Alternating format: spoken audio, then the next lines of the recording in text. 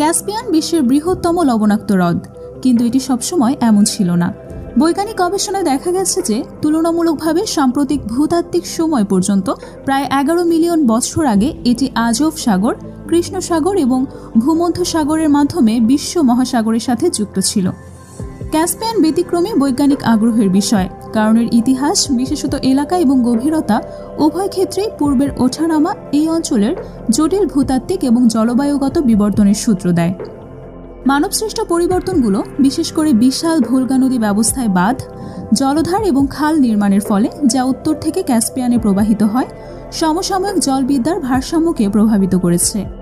Caspian shipping এবং মৎস্য সম্পদ এই অঞ্চলের অর্থনীতিতে গুরুত্বপূর্ণ ভূমিকা পালন করে, যেমন ক্যাসপিয়ান অববাহিকায় পেট্রোলিয়াম এবং প্রাকৃতিক গ্যাস উৎপাদন করে। সমুদ্রের চমৎকার বালুকাময় সৈকতগুলো স্বাস্থ্য এবং বিনোদনের রিসোর্ট হিসেবেও কাজ করে।